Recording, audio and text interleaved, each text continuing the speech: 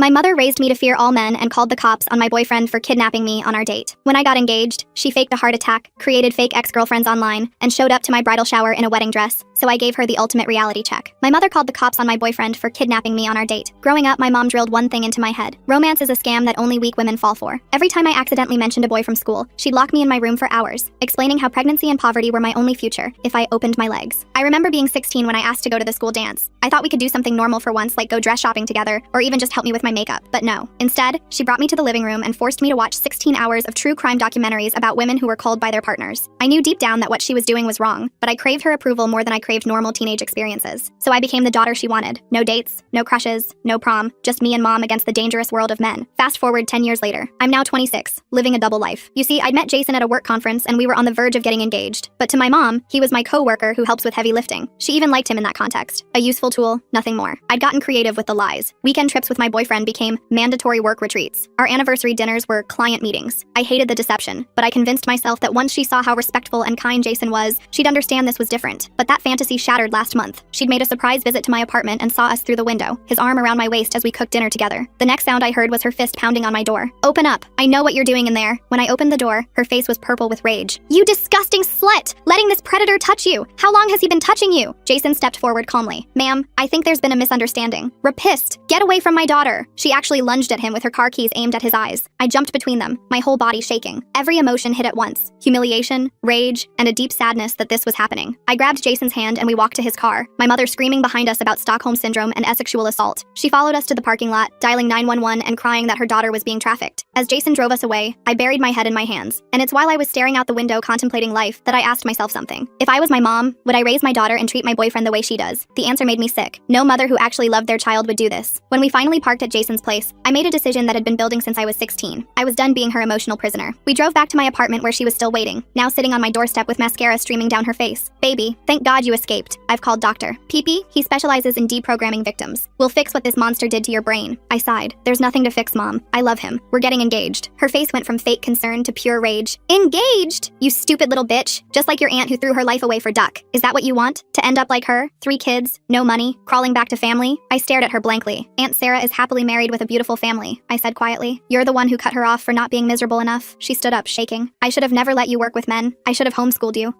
You should have let me be normal," I interrupted. "But you needed me broken and afraid so I'd never leave you." Her mask finally slipped completely. "Fine, spread your legs for him. But when you're pregnant and he's gone, when you're diseased and used up, do not come crying to me. You're choosing cuck over your mother." "I'm choosing love over control," I said, before walking inside and locked the door. That was 3 weeks ago. Since then, my phone has become a nightmare. 47 missed calls a day, text messages with articles about women murdered by boyfriends, photos of pregnant teenagers with "your future" written across them. But I had my own plans, and they were going to change everything. I started by changing all my passwords. Then I blocked her number. I thought that would be enough. I thought she'd get the message and give me space. But I underestimated how far she'd go. I'd underestimated her desperation. The first sign came when I got a Facebook message from someone claiming to be Jason's ex. The profile looked real enough. Photos dating back years. Mutual friends from his hometown. She said Jason had cheated on her, left her pregnant and alone. She warned me to run while I could. The message was long, detailed, almost convincing. My heart dropped. I sat there staring at the message for what felt like hours. Then another ex messaged me. Similar story, different details but same ending. Jason the heartbreaker, Jason the abandoner. This one included screenshots of supposed text conversations. I felt sick, but something didn't add up. These women found me within hours of each other, after I'd just blocked my mom. The timing was too perfect. I showed Jason the messages that night. His face went white. Then he laughed. Not a happy laugh, more like disbelief. He pulled out his phone and showed me something. He'd never even had social media. No Facebook, no Instagram, nothing. He'd always been private that way. We did some digging. The profiles were created last week. The photos were stock images with filters. The mutual friends were all fake accounts too. My mother had spent hours creating an entire fake history, just to break us up. The dedication was almost impressive in its insanity. I thought that was rock bottom, but she was just getting started. The next week I was giving an important presentation at work. Big clients. My boss's boss was there. Everything was going perfectly. My slides were crisp, my delivery confident. Then the conference room door burst open. My mother stood there, tears streaming down her face. She announced to the room that her daughter was having a mental breakdown. She said I needed immediate psychiatric help. She begged them to help her save me from myself. She even had papers in her hand, waving them like evidence. Security escorted her out, but the damage was done. My boss pulled me aside after, said I needed to get my personal life under control. HR wrote me up for the disruption. My coworkers looked at me differently, some with pity, some with suspicion. Water cooler conversations stopped when I walked by. I went home that night feeling defeated. Jason held me while I cried. He said we'd get through this together, but I could see the worry in his eyes. How much more could he take? How much more could I? We ordered takeout, but neither of us ate much. Then things got worse. My landlord, Mrs. Whitman, started doing wellness checks. She'd knock on my door at random times, always with the same concerned look, always asking if I was okay, if I felt safe. Sometimes she'd peer past me into the apartment, looking for signs of trouble. I asked her what was going on. She said my mother had explained everything, how I was in an abusive relationship, how I might be too scared to ask for help. She promised to keep an eye on things, report any male voices or signs of violence. She'd given Mrs. Whitman her personal number for emergencies. I tried to explain the truth, but Mrs. Whitman just patted my hand. She said abuse victims often protect their abusers. She'd been briefed on what to watch for. The condescension in her voice made me want to scream. My own home didn't feel safe anymore. Every footstep in the hall made me jump. Was it Mrs. Whitman? Was she listening? Taking notes? I started playing music constantly to mask our conversations. Then I discovered something that made my blood run cold. Small deposits in my bank account. $50 here, $100 there. The memo lines all said things like, "For my baby's escape fund," or "When you're ready to leave him." They went back weeks. A careful pattern designed to look like secret savings. My mother had been putting money in my account, making it look like I was planning to flee, building a paper trail that I was a victim preparing to run. If anyone investigated, it would support her narrative perfectly. The calculated cruelty of it took my breath away. I called my bank immediately, my hands shaking as I navigated through the automated menu. The representative who finally answered sounded sympathetic but ultimately unhelpful. They said I couldn't stop the deposits without the sender's information. The money kept coming. Each transaction another piece of evidence in her twisted narrative. I stared at my account balance, watching it grow with funds I never asked for, each deposit feeling like another chain she was trying to wrap around me. Jason suggested we talk to his mother Linda about everything. I'd met her a few times at family dinners and holiday gatherings, but kept things surface level, always deflecting personal questions with practiced ease. Now we needed allies, and Linda had always struck me as perceptive. We drove to her house that weekend, the autumn leaves crunching under our tires as we pulled into her driveway. I was nervous, my stomach churning with anxiety. What if she believed my mother? What if she thought I was too much drama for her son? What if this was the thing that finally made Jason see I wasn't worth the trouble? Linda opened the door with her usual warm smile, wearing a flour-dusted apron that suggested she'd been baking. The smell of cinnamon and apples wafted from the kitchen. We sat in her living room, surrounded by family photos and well-loved furniture. I noticed Jason's graduation photo on the mantle, his younger self beaming with pride. I told her everything, starting from the beginning, from my childhood where love meant constant surveillance to the current harassment that was destroying our peace. She listened without interrupting, occasionally nodding or furrowing her brow. Her face grew more concerned with each detail, especially when I described the wellness checks and the money deposits. When I finished, she was quiet for a moment, her fingers absently straightening a doily on the arm of her chair. The grandfather clock in the corner ticked loudly in the silence. Then she said my mother had already called her. My heart stopped. She explained that my mother had been very emotional on the phone, told her Jason was controlling and isolating a mentally fragile woman, said I needed help but was too deep in his manipulation to see it. She'd cried about losing her baby to a predator. She'd been very convincing, using all the right words that would terrify any mother. My heart sank to my stomach. I felt Jason tense beside me, his hand finding mine. But then Linda smiled, a knowing look in her eyes. She said she knew her son, had raised him to respect women and recognize healthy boundaries. Plus, she'd noticed how my mother never mentioned specific incidents during their call, just vague accusations and tears. Real concerned parents have details, she said. They talk about specific behaviors that worry them. Manipulators have drama and grand statements but no substance. Linda became our strongest ally from that moment. She started documenting everything with the efficiency of someone who'd raised 3 children and managed a household for decades. She kept meticulous records of my mother's calls, writing down dates, times, and exact quotes. She recorded voicemails on multiple devices. She even hired a lawyer friend to advise us, someone she'd known since college who specialized in family law, just in case things escalated further. They did. One morning, Jason's boss called him into his office before he'd even had his coffee. Someone had phoned in a threat to their security line, said if Jason didn't send his girlfriend home sick that day, there would be violence. The voice was disguised with some kind of modulator, but the message was clear. They'd nearly called the police, and the entire building was on edge. Security guards were posted at every entrance. Jason was almost arrested on the spot. Security was reviewing footage from every camera in the building. HR was investigating, pulling his personnel file and questioning his coworkers. His job that he'd worked so hard for was on the line, all because of a phone call. We spent hours at his office with security personnel, proving he'd been in a different city for a client meeting when the call was made. I sat in the cold conference room, watching Jason explain over and over that he'd been 3 hours away, showing receipts and meeting notes. Security footage from the client's building finally saved him. It showed him 3 hours away at the exact time, shaking hands with clients and presenting proposals. But the stress was wearing on us both. He started looking over his shoulder constantly, checking locks twice before bed. He inspected his car before driving, looking under it with his phone's flashlight. My mother's harassment was poisoning every part of our lives, making us paranoid and exhausted. I found out she'd been attending my apartment building's community meetings through a concerned neighbor who knocked on my door one evening. She told me my mother had been spreading rumors about domestic violence from my unit, claiming she was a concerned parent who heard screaming and crying through the walls. She'd been telling neighbors she feared for her daughter's life. Several people had already complained to management, signing a petition. They wanted me evicted for disturbing the peace and creating an unsafe environment. I had to attend the next meeting to defend myself. I stood in front of 40 neighbors in the community room, my voice shaking as I explained that my mother was lying, that there was no violence in my home, just a woman who couldn't let her daughter go, who saw independence as betrayal. Some believed me, nodding sympathetically. Others Others still looked suspicious, whispering among themselves. The damage to my reputation was spreading like poison through the building. People stopped making eye contact in the elevator. Conversations halted when I walked by. Thanksgiving arrived with its promise of family and gratitude. Jason and I planned a quiet dinner at his place, just the two of us. We needed normal, needed peace, needed to pretend, just for one day, that we were a regular couple. We were cooking turkey and watching football, laughing at the terrible commercials. For a few hours, things felt okay. The smell of sage and butter filled the apartment. Then the doorbell rang. My mother stood there with a man I hadn't seen in 15 years. My father, the one who'd abandoned us without explanation, left without a word when I was 11, taking nothing but his clothes. She had her arm linked through his like they were a couple again, like the years of anger and abandonment had never happened. He looked older, grayer, wearing an ill-fitting suit that suggested this wasn't his idea. She announced with theatrical flair that she forgave him for leaving, said at least he protected his new family from predators. Unlike me, the words hit like physical blows, each one calculated for maximum damage, using my father's abandonment as a weapon. Bringing him here to hurt me on a day meant for gratitude. I could see the manipulation clearly now. She'd probably tracked him down just for this moment. My father looked uncomfortable, shifting his weight and keeping his eyes downcast. He kept glancing at the door like he wanted to bolt. He mumbled something about just wanting to see me, to make sure I was okay after all these years, but I could see the truth in his hunched shoulders and darting eyes. She'd manipulated him too. Probably told him the same lies about Jason, played on whatever guilt he carried about leaving. I told them both to leave, my voice stronger than I felt. I closed the door in their faces, hearing my mother's protest through the wood, but the damage was done. Seeing him again, being used as a pawn in her game, it broke something in me. I cried for hours that night, grieving the father I'd lost twice now. Jason just held me, not knowing what to say, his own anger at the situation simmering beneath his gentle touch. The next morning, I woke with swollen eyes but surprising clarity. This wasn't about protecting me. This had never been about my safety or well-being. This was about control, about punishment for daring to love someone else. She'd rather destroy me than let me be happy. That clarity helped, made me stronger. I could see the pattern now, stretching back through my entire life. We decided to announce our engagement publicly. No more hiding, no more letting her control our narrative. We posted on social media with a photo of the ring Jason had been carrying for months. We told our friends at a dinner party, watching their faces light up with genuine joy. We started planning openly, subscribing to bridal magazines and creating Pinterest boards. If she wanted a war, we'd stop playing defense. She faked a heart attack within hours of our announcement, posted on Facebook that the stress of my choices was literally culling her. She tagged all our mutual acquaintances, distant relatives, and even some of my high school friends she'd somehow stayed connected with. The post got dozens of concerned comments, people reaching out to ask if I knew my mother was in the hospital. Some scolded me for putting her through such stress. I called the hospital she claimed to be at, no patient by her name. Called 3 more to be sure, each receptionist confirming they had no record of her. She was lying, creating drama for sympathy, making herself the victim in my engagement story. The manipulation was so transparent once you saw the pattern. Every joy in my life had to become her tragedy. We started visiting wedding venues, determined to make it real. The first 3 venues called to confirm our appointment, then canceled within hours. Said there'd been a mix-up with their booking system. The 4th venue manager pulled me aside after our tour. She said someone called claiming the wedding was off, that they were being scammed by people posing as an engaged couple. The caller had been very convincing, crying about her daughter being conned. My mother was sabotaging our wedding planning. She'd discovered our venue research by following my social media activity through fake accounts. We started using fake names for appointments, feeling ridiculous giving aliases to wedding planners. We created a separate email account, used Jason's work address for deliveries. Felt like criminals planning our own wedding. The absurdity would have been funny if it wasn't so exhausting. Then came the insurance incident. I got a call from my health insurance on a Tuesday afternoon. They said someone was trying to add me back as a dependent on their plan. The paperwork claimed I was mentally incompetent, needed a guardian to make medical decisions. The forms had my mother's signature all over them, along with what looked like forged medical documents. I had to prove my mental competence to keep my own insurance. I sent pay stubs showing consistent employment, work evaluations praising my performance, had my boss write a letter on company letterhead attesting to my mental fitness. The insurance company eventually dropped it, but the message was clear. She'd try to control me through any system she could access. No institution was off limits in her campaign. Jason's ex-coworker Melissa reached out with something shocking. She'd been at a coffee shop downtown when a woman approached her. My mother had somehow figured out who she was and offered her $5,000 in cash to seduce Jason, to break us up from the inside, make it look like he was cheating, create evidence of his infidelity. Melissa had the presence of mind to record the whole conversation on her phone. My mother's voice was clear as day, offering cash for home wrecking, describing Jason's supposed weaknesses. Melissa said she played along to get evidence, pretending to consider the offer, then immediately told Jason. She thought we should know how far this had gone. She also mentioned my mother had clearly been following her, knowing her schedule and regular coffee shop. We now had proof of her trying to sabotage our relationship, real evidence of her manipulation that went beyond he said, she said. But what could we do with it? Going to the police felt extreme. We just wanted her to stop. We wanted to live our lives without constantly looking over our shoulders. My therapist, Dr. Stevens, became crucial during this time. I'd started seeing her years ago for general anxiety, never telling my mother, of course. Dr. Stevens documented everything as I brought each new incident to our sessions. She said my mother's behavior was pathological, classic narcissistic control patterns mixed with what seemed like delusional thinking. The escalation worried her. She helped me see the cycles clearly. How my mother created crisis to pull focus whenever I reached a milestone. How she projected her fears onto me. How she'd rather destroy than let go. The sessions were hard but necessary. I was finally understanding the depth of dysfunction I'd grown up in. The way love had been weaponized my entire life. Then my mother filed for power of attorney over me. The legal documents arrived on a Thursday. She claimed I was mentally ill, unable to make rational decisions, being manipulated by a predator. She'd compiled her fake evidence into a compelling narrative. The deposits showing financial control, the wellness checks showing concern, the concerned family narrative from various relatives she'd convinced. Dr. Stevens had to write a formal evaluation for the court. She testified that I was completely mentally sound, that the concerning behavior came from from my mother, not me. She provided session notes spanning years. The filing was rejected, but the audacity still shocked me. She'd tried to legally control my life, to take away my autonomy through the court system. One day we came home to find our apartment door unlocked. My heart raced as we entered carefully. Nothing was stolen, but every photo of Jason and me was gone from the walls, from shelves, from the refrigerator, replaced with old mother-daughter photos, some I'd never seen before. Pictures of us at parks when I was young, museums, birthdays, all from before I dared to date, before I dared to grow up. A note on the coffee table in her handwriting said she was reclaiming her baby, that these were the only photos that mattered, the ones from before I was corrupted. She'd been in my home, touched our things, sat on our furniture, violated our space. We changed the locks that night and installed a security system the next day. She escalated to Jason's workplace next. His boss got emails with fake screenshots, threatening messages supposedly from Jason, violent, graphic threats that looked disturbingly real. IT had to trace them, working through the night. They proved they were created on her computer. Her IP address clearly linked to every message. The forensic evidence was undeniable. The evidence was piling up. Her harassment documented from multiple angles, but she kept going, like she couldn't stop herself. Each scheme more desperate than the last, each failure making her more frantic. The intervals between incidents grew shorter. My bridal shower was supposed to be small, just Linda and some work friends at a quiet tea room, a normal celebration. We'd kept the location secret, only told people the morning of, sent the address by text an hour before, but she'd found out by bribing a mutual acquaintance who worked at the tea room. She showed up in a wedding dress, an actual white wedding dress with a veil and train, announced to everyone present that she deserved to wear white. She'd stayed pure for her daughter, saved herself from men's corruption. The other guests stared in shock. Linda had to physically block her from entering while someone called security. Security removed her as she clutched at the doorframe, but not before she screamed about being the only one who truly loved me, that everyone else was fake, that they'd all abandon me like my father did. She knew exactly which wounds to target, which insecurities to exploit. Even being dragged away, she was calculating her words for maximum damage. That was the final straw. Linda had been building a case with her lawyer friend Roger for months. We had recordings, documents, witness statements from neighbors, co-workers, and venue managers, proof of harassment from multiple sources. It was time to take legal action, to stop playing defense and start protecting ourselves legally. The restraining order paperwork was thick as a novel, each incident cataloged with dates and evidence, each threat documented with witnesses listed. Roger said we had one of the strongest cases he'd seen. The pattern of escalation was clear. The judge would have to act. No reasonable person could see this evidence and not recognize the danger. The restraining order hearing was set for the following week. I spent days organizing all our evidence into a binder that looked like a phone book. Police reports, text messages, witness statements from Linda and Melissa, the recording of her trying to bribe someone to seduce Jason. My hands shook as I paperclipped each section. This was really happening. The morning of the hearing, I threw up twice from nerves. Jason made me toast and ginger tea, rubbing my back as I sat on the bathroom floor. We drove to the courthouse in silence. Linda met us there with Roger, a tall man with kind eyes who'd been reviewing our case for weeks. He said we had everything we needed. The evidence was overwhelming. My mother showed up without a lawyer. She wore a conservative black dress like she was going to a funeral. She kept trying to make eye contact with me across the courtroom. I stared at my hands instead. Roger presented our case methodically, each incident building on the last. The judge's face grew more concerned with each piece of evidence. When it was my mother's turn to speak, she cried about losing her baby, said she was just trying to protect me from making the biggest mistake of my life. The judge cut her off, asked if she denied making the false reports, if she denied breaking into my apartment, if she denied trying to bribe someone to seduce my fiancé. She couldn't deny any of it. The evidence was right there. The judge granted the restraining order immediately. 500 feet minimum distance. No contact through third parties. No showing up at my workplace or home. The order would last 2 years with possibility of extension. My mother wailed when he read the terms, said I was culling her, that I'd regret this when Jason showed his true colors. Security escorted her out as she screamed about maternal rights. I sat there feeling numb. It was done. Legal protection finally in place. But instead of relief, I just felt empty. This wasn't how mother-daughter relationships were supposed to end, with restraining orders and security escorts. We went back to wedding planning with new energy, changed venues one more time to be safe, used passwords for all our vendors. The florist thought we were paranoid until we explained the situation. Then she shared her own story about a controlling mother-in-law, said we were smart to protect ourselves early. 3 weeks before the wedding, Jason's mom Linda called with news. My mother had shown up at her house at midnight, banging on the door, demanding to talk mother to mother. Linda had called the police immediately. They arrested my mother for violating the restraining order. She'd been so focused on the order keeping her away from me, she forgot it included harassment through family members. The police report said she'd been carrying a box of my baby photos, wanted to show Linda who I really was before Jason corrupted me, like baby pictures would somehow prove her point. The officer noted she seemed disconnected from reality, kept insisting she had a right to save her daughter. They held her overnight before releasing her with a court date. I had to buy a wedding dress in secret, paid cash, used a fake name for alterations. The seamstress probably thought I was having an affair or something, but I couldn't risk my mother finding out where I'd bought it. Couldn't risk her showing up and causing a scene. Every happy moment had to be protected like a state secret. My bachelorette party was at Linda's house for safety, just close friends and family who understood the situation. We played silly games and drank wine. For a few hours, I felt normal, like any other bride celebrating with her friends. Then my phone buzzed. Unknown number. I almost didn't answer, but something made me pick up. It was the psychiatric hospital. My mother had been admitted after showing up at my old elementary school. She'd been telling the staff she needed to warn them about predators targeting former students. When they asked for specifics, she'd broken down sobbing about losing her baby to a manipulator. The school called for a wellness check. The officers took one look at her state and brought her in for evaluation. The doctor said she was in crisis, but not actively dangerous to herself or others. They'd keep her for 72 hours of observation. He asked if I wanted to visit. I said no, felt guilty about it, but held firm. She needed help I couldn't give, professional help that had nothing to do with me. Maybe this would finally get her the treatment she needed. She was released the day before my wedding. I only knew because Roger called to warn us, said to be extra vigilant. People in crisis often escalate around meaningful dates. dates. We hired off-duty police officers for wedding security, gave them her photo and car information, felt like preparing for war instead of a wedding. The morning of my wedding, I woke at 5 a.m., couldn't go back to sleep, kept imagining all the ways she might try to ruin it. Jason was staying at his brother's place for tradition. I missed him, needed his steady presence. But Linda showed up at 6 with coffee and pastries, said she'd stay with me all day, be my security blanket. The hair salon had been warned about potential disruption. They locked the doors behind us, only let in people on the approved list. When those police officers showed up saying someone called about a woman being held against her will, the salon owner was ready, showed them our security preparations, explained the situation. They took notes and left quickly. Just another false report to add to the pile. My makeup artist had to start over after I cried. Not sad tears, frustrated ones. That even on my wedding day, she couldn't just let me be happy. Couldn't let one day be about something other than her fear and control. The other bridesmaids rallied around me, brought tissues and jokes and mimosas, reminded me that in a few hours, I'd be married to the man I loved. Nothing else mattered. We arrived at the venue through the back entrance. Security guards were stationed at every door. Roger was there with copies of all the legal documents, ready for anything. The photographer seemed confused by all the security until someone explained. Then she promised to keep an eye out too. Said she'd photographed a wedding where an ex showed up. Knew how quickly things could go sideways. Guests started arriving an hour before the ceremony. Each one checked against the list. No plus ones without prior approval. My cousin Dennis texted that everything looked beautiful, that the flowers were perfect, and the string quartet sounded amazing. I stayed hidden in the bridal suite. Didn't want to risk being seen if she was lurking somewhere. Then Linda knocked on the door. Said someone was here to see me. My heart stopped, but she was smiling. It was my dad. He looked older, grayer, wearing a proper suit this time. He'd driven 3 hours to be here, to walk me down the aisle if I'd let him. He said he was sorry about Thanksgiving, that he'd been manipulated too, that he wanted to do one thing right as my father. I thought about it for maybe 30 seconds, then said yes, not for him, for me, for the little girl who'd wondered why daddy left, who'd blamed herself for not being lovable enough. This wasn't forgiveness exactly, but it was something, a tiny stitch in a massive wound. He waited outside while I finished getting ready. 20 minutes before the ceremony, security radioed that she'd arrived. Same wedding dress from the bridal shower, same veil, same delusional belief that this was about her. She marched toward the front entrance like she had every right to be there. The guard stopped her at the edge of the parking lot, showed her the restraining order, told her to leave immediately. She started her usual performance, screaming about saving her baby, about predators and manipulation, about her rights as a mother. But the security team had dealt with difficult people before. They stood firm, didn't engage with her rants, just kept repeating that she needed to leave or they'd call the police. That's when she spotted Dr. Stevens walking in, started screaming that the therapist was a fraud, that she'd been paid off by Jason's family, that real doctors would see the truth. Dr. Stevens just nodded to security and kept walking, didn't give her the reaction she wanted. The lack of engagement seemed to make her angrier. The police arrived within minutes. They knew the situation from all the previous calls, approached her calmly but firmly. She was under arrest for violating the restraining order. Again, she had the right to remain silent. Anything she said could be used against her. The familiar words of arrest for a sadly familiar situation. As they cuffed her, she screamed loud enough for the whole venue to hear. Said I'd regret this. That when Jason hurt me, she wouldn't be there. That I was choosing him over the woman who gave me life. That I was already dead to her. The words echoed across the parking lot. Guests pretended not to notice, but everyone heard. They put her in the patrol car as our string quartet played. The contrast was surreal. Beautiful music floating through the air while my mother was arrested in the parking lot. The photographer later told me she got a picture of the arrest through the window. I asked her to delete it. Some memories don't need preserving. My dad knocked on the door 5 minutes before go time. Asked if I still wanted him to walk me down the aisle after all that drama. I said yes. Told him this was exactly why I needed him. To show that family could also mean support. That DNA didn't automatically equal dysfunction. He teared up a little, offered me his arm. The ceremony itself was perfect. No disruptions, no drama, just me and Jason promising to love each other forever. Linda cried in the front row. My work friends smiled from their seats. Even my dad looked proud. For 30 minutes it was just about us, about our love, about our future, everything I dreamed it could be. During the reception, Roger pulled me aside, said the prosecutor was adding charges for this violation. With her previous arrest and the psychiatric hold, she was looking at real jail time. Maybe 6 months, maybe more if she kept violating the order. Asked if I wanted to write a victim impact statement. I said I'd think about it. We danced and ate and celebrated until midnight. People gave speeches about love and commitment. No one mentioned the arrest, the elephant in the parking lot that everyone politely ignored. Jason's brother made a joke about security being tight. That was the only reference to the day's earlier drama. I was grateful for the normalcy. Our honeymoon was to Hawaii. 2 weeks of beaches and hiking and no cell service. We'd told no one except Linda where we were staying. Changed our flights last minute just to be safe. Paranoid maybe, but we needed real peace. Time to just be newlyweds without looking over our shoulders. When we got back, 17 voicemails waited, all from the same number, the jail. She'd been calling collect every day. The automated system asking if I'd accept charges. I deleted them all without listening. Set my phone to block collect calls. Drew another boundary in cement. She'd made her choices. Now she had to live with them. The victim impact statement was harder to write than I expected. How do you summarize a lifetime of control disguised as love? How do you explain the weight of constant surveillance? The exhaustion of hiding normal human emotions? I wrote 17 drafts before settling on something simple. Just facts. Just impacts. Just truth. Her sentencing was on a Tuesday. I didn't go. Sent the statement with Roger instead. He said she represented herself again. Told the judge this was a miscarriage of justice. That mothers had rights. That she was being persecuted for loving too much. The judge didn't buy it. 6 months in county jail. 2 years probation after. Mandatory therapy twice a week. I thought I'd feel relieved when Roger called with the verdict. Instead, I just felt sad. Sad that it came to this. Sad that she couldn't see what she'd become. Sad that love had been so twisted in her mind that she'd rather go to jail than let me be happy. But underneath the sadness was something else. Freedom. Real freedom. mom for the first time in my life. 6 months passed quickly. Jason and I settled into married life, got promoted at work, adopted a golden retriever named Biscuit, started trying for kids, normal married people stuff. Every ordinary day felt extraordinary. Grocery shopping together was a joy. Cooking dinner was an adventure, all because I could do it openly, without lies, without fear. She got out on a Thursday. Roger called to warn me, said she'd been a model prisoner, attended therapy groups, seemed calmer, but to stay vigilant. Sometimes jail made people reflect. Sometimes it just made them angrier. We installed new security cameras just in case, changed our routine slightly, stayed alert but not paranoid. 2 weeks later, a letter arrived, her handwriting on an envelope with the therapist's return address. I stared at it for an hour before opening. Jason offered to read it first, but I needed to do this myself. Needed to face whatever manipulation waited inside. My hands barely shook as I opened it. The letter was short, just one paragraph. Said therapy was helping her understand things, that she'd been wrong, that fear had made her controlling, that she wanted to apologize but understood if I wasn't ready. Signed simply, Mom, with no demands or guilt trips. I read it 5 times looking for the hook, the manipulation, but it seemed genuine. I didn't respond for a month. Needed time to process, to decide if I wanted any contact at all. Jason supported whatever I chose, said I'd survived the worst already. Whatever came next, we'd handle together. His faith in me made me braver, made me consider possibilities I'd written off. Finally, I wrote back. One line like Roger suggested. Clear boundaries from the start. When you can be happy for my happiness, we can talk. Sent it through the therapist. No return address. No opening for her to show up uninvited. Just a simple test. Could she actually be happy for me? Or would this trigger another spiral? 3 years of silence followed. She made no further attempts during her therapy. I had a son. Named him after Jason's grandfather. Posted pictures online without fear. Lived my life openly. Sometimes I'd wonder about her. If therapy was working. If she'd finally found peace. But mostly I just lived. Raised my son with gentle boundaries. Showed him love meant freedom, not control. Then the therapist reached out. Said my mother had made significant progress. Was ready to attempt contact if I was willing. Suggested a meeting in a public place. Controlled environment.